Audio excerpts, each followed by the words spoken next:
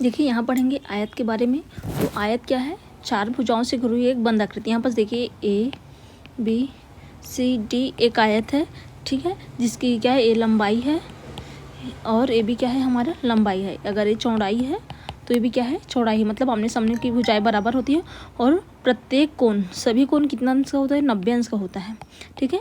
90 अंश का कोण होता है प्रत्येक कोण, मतलब टोटल कितना होता है? 360 अंश का कोण बनता है, ठीक है, टोटल। तो यहाँ पर देखिए आयत क्या है? एक चार भुजाओं से। यहाँ पर देखिए आयत का परिभाषा क्या होगा?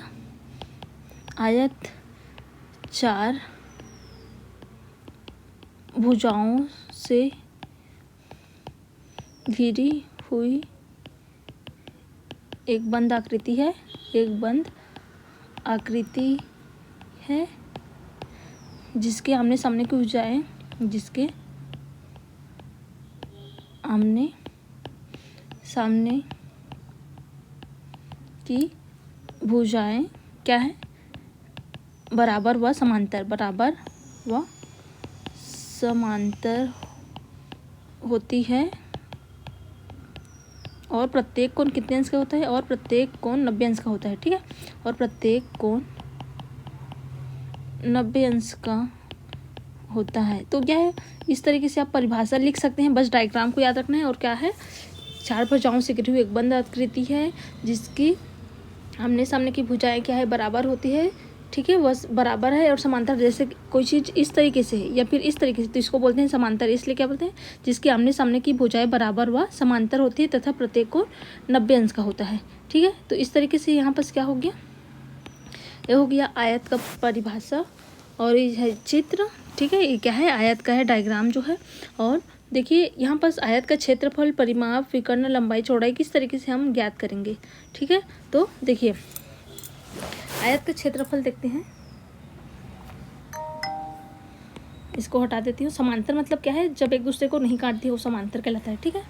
आयत का क्षेत्रफल होता है लंबाई गुणित चौड़ाई, ठीक है, लंबाई गुणित चौड़ाई। तो यहाँ पर मैं लिख रही हूँ, ठीक है, लंबाई गुणित चौड़ाई होता है। और आयत का परिमाप क्या होता है? परिमाप मतलब चारों भुजाओं को अगर जोड़ देंगे तो क्या होता है? हमारा परिमाप होता है। मतलब क्या करेंगे यहाँ पर? परिमाप लंबाई और चौड़ाई, तो लंबाई धन चौड़ाई सभी को जोड़ेंगे। लेकिन यहाँ पर क्या है? लंबाई भी 2 बार है और चौड़ाई भी 2 बार है करके इसमें 2 का गुना होगा, ठीक है। तो बाहर में क्या है? 2 का गुना है। यहाँ पर देखिए मैं इसको थोड़ा सा ना इसको छोटा कर दे रही हूँ। देखिए यहाँ पर क्या करेंगे? बराबर लिखेंगे 2 लंबाई धन चौड़ाई। देखिए याद रखना, किसी भी परिमाप मतलब याद रखना, परिमाप मतलब चारों भुजाओं का योग, चारों भुजाओं की लंबाई का योग, ठीक है। लंबाई या फिर वहाँ पर लंबाई चौड़ाई का योग बोल सकते हैं, लंबाई चौड़ाई का योग होता है परिमाप मतलब, ठीक है। तो यहाँ पर देखिए 4 भुजा का है तो 2 भुजा लंबाई है और 2 चौड़ाई, इसलिए यहाँ सामने में 2 का गुना कर दिए हैं, ठीक है। मान लीजिए देखिए इसका लंबाई 5 मीटर है, इसका 3 मीटर है, तो सामने वाला का भी कितना होगा? 5 होगा, इसका 3 होगा। मतलब क्या होगा? 5 धन 3 धन 5 धन 3, चारों को जोड़ देंगे। या फिर हम क्या लिख सकते हैं? 2 गुणित 5 धन 3 लिखेंगे। दोनों का मतलब तो सेम ही हो रहा है ना, लंबाई चौड़ाई जैसे कि। तो देखो 5 4 3 8 होता, 8 दूनी 16 होगा, 8 का 2 के साथ गुना 16 होगा। या फिर इसको जोड़ेंगे 5 3 8, 5 3 8, 8 कितना होगा? 16 ही हुआ ना। तो इस तरीके से क्या है? लंबाई चौड़ाई। तो ये क्या है? आप फॉर्मूला में इस तरीके से परिमाप को आप इस तरीके से लिख सकते हो, 2 ब्रैकेट में लंबाई धन चौड़ाई, या फिर क्या लिख सकते हो? 2 बार लंबाई धन चौड़ाई ऐसे भी लिख सकते हैं, ठीक है। अब देखिए आयत का विकर्ण क्या होता है? आयत का देखिए विकर्ण जो होता है वो होता है अंडर रूट में, ठीक है। आयत का विकर्ण बराबर रूट ओवर लंबाई का वर्ग प्लस चौड़ाई का वर्ग, अंडर रूट में लंबाई का वर्ग प्लस चौड़ाई का वर्ग होता है, ठीक है।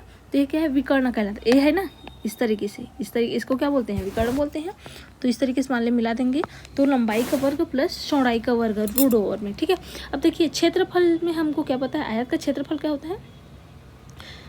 क्षेत्रफल बराबर क्या होता है? आयत का लंबाई गुणित चौड़ाई, ठीक है। इसमें मान लीजिए हमको क्षेत्रफल पता है और लंबाई पता है, तो चौड़ाई का मान निकालने के लिए क्या करेंगे? इसको क्षेत्रफल बटा लंबाई, तो बराबर में क्या बचेगा? चौड़ाई, ठीक है। तो यहाँ पर हमारे चौड़ाई का फार्मूला क्या हो गया? ये हो गया क्षेत्रफल बटा लंबाई, ठीक है।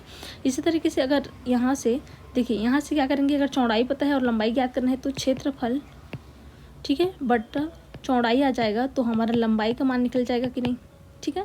तो ये क्या हो गया, इसके लिए हो गया चौड़ाई के लिए, और ये क्या हो गया लंबाई के लिए है फार्मूला, ठीक है। तो इस तरीके से आप आयत के बारे में जान सकते हैं। आपस में देखिए